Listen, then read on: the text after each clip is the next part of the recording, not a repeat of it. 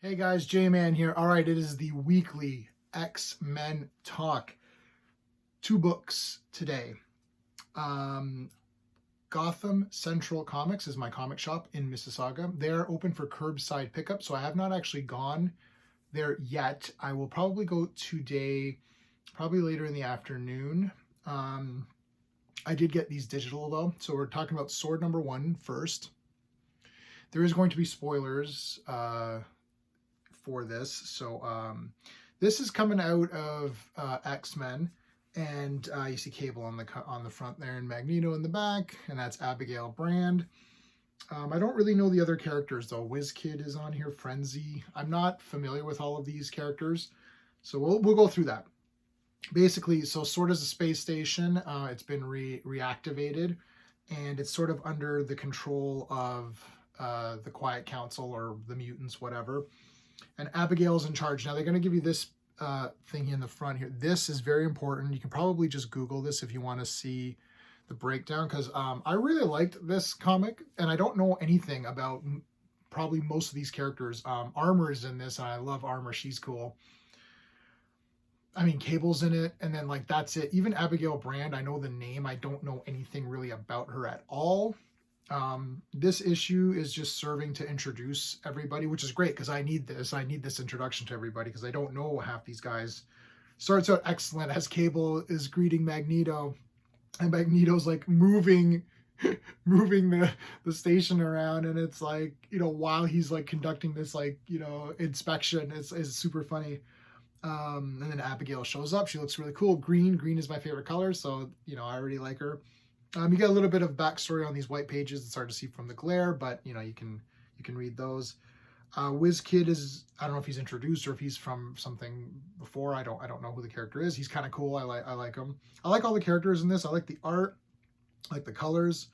Yeah, Frenzy is introduced here. She's pretty cool. Looks pretty cool.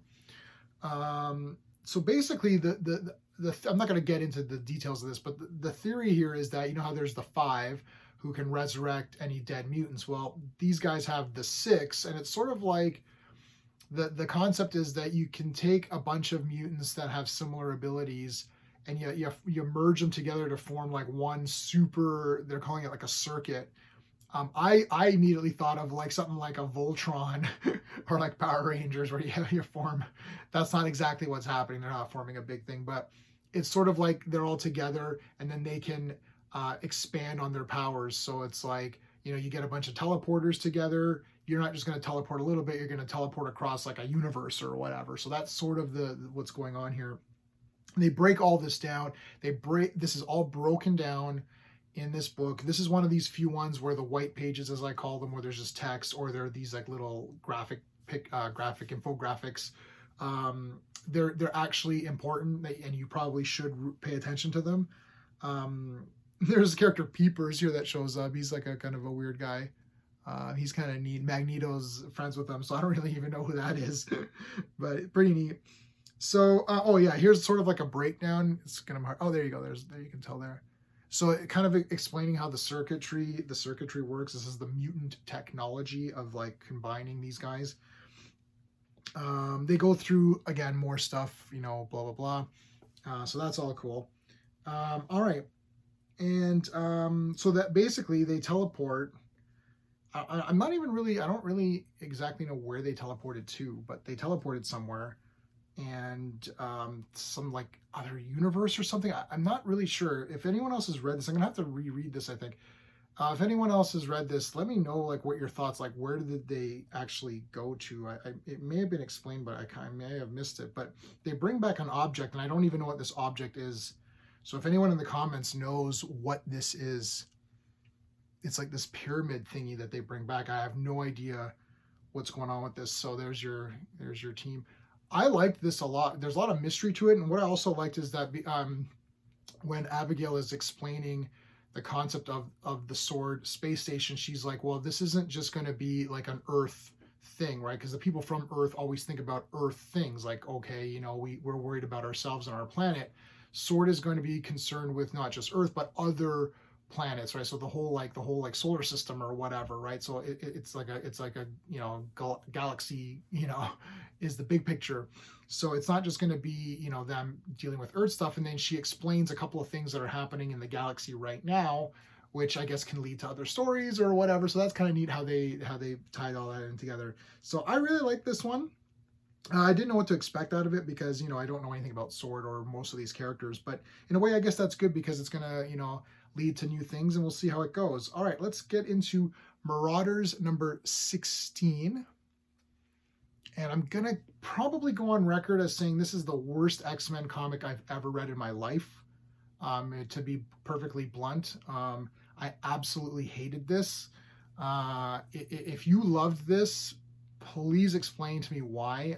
And I don't censor comments. There was a comment made on a previous video of mine where I don't know if the commenter removed their comment or if YouTube somehow blocked it, but I saw it and then it was just gone.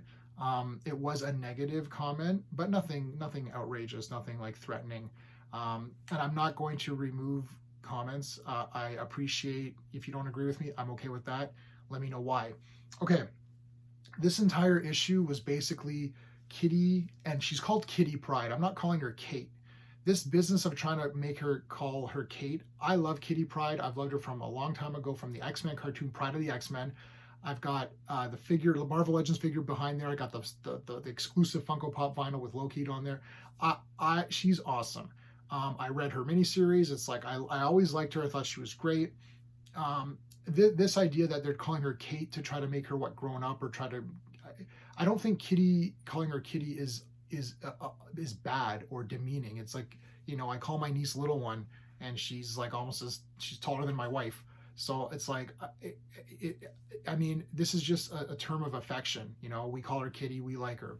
I don't like the way she's been portrayed at all in this entire Dawn of X thing. I absolutely hate it. This tattooing crap, and I've got tattoos everywhere. I hate it. And in this one, she has Kill Shaw tattooed. So stupid. I do not think that Kitty would behave in this way. If you disagree with me, let me know. And if you can cite examples, I'd love to hear some examples as well from the comics because I don't know everything there is. I like the character, but I have not read every single thing that she's appeared in. So I may be wrong. I could be wrong. I'm telling you right now, I'm admitting I could be wrong, but I do not, even if I'm wrong, I don't like the way she's portrayed in this book at all. Basically, they get together and so Shaw is a piece of garbage. Everybody knows that. He's a stinking piece of shit. But these two come in and just basically kick the crap out of him and just torture him and rip his eye out and stuff. And I'm like, what is this? Is this X-Men behavior? Is this Kitty behavior? Like doing this and like stomping someone down? This is awful. I think it was I thought it was a little disturbing, like just beating the crap out of this guy. Look, Sebastian Shaw is a piece of trash. Everybody knows that. He's a stinking ass, okay?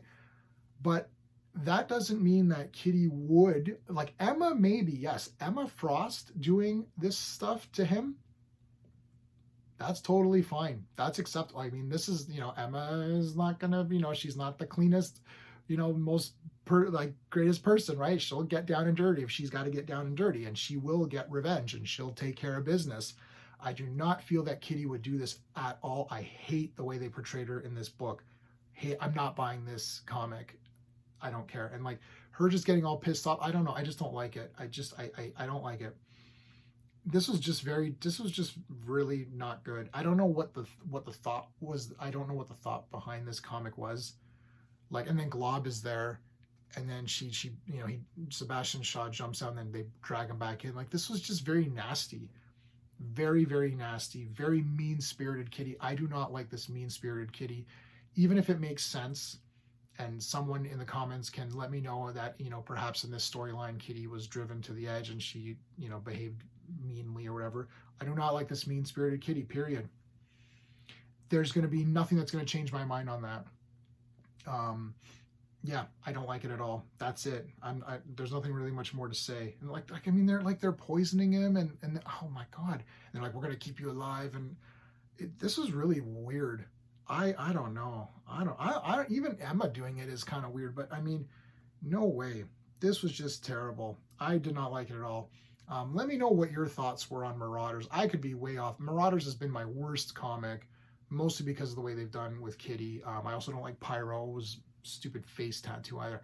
I don't know why they're trying to make this like edgier or cool, or if they're trying to show like, you know, some sort of like, oh, you know, women in power fighting back or something. It's like, okay, well, Kitty wouldn't do that. You know, do it with Emma, right? Do the, you know, Emma Frost could have come in. If Kitty wasn't even in this issue and it was just Emma Frost doing it, we got a whole different ball game then, right? It's a whole different thing. If it's Emma Frost, if you literally erased, you know, Kitty from this entire issue and it was just Emma Frost, same dialogue, everything's the same, that's a whole different comic. That is an entirely different book. But the book we got sucks. That's it, guys. All right. Until next time.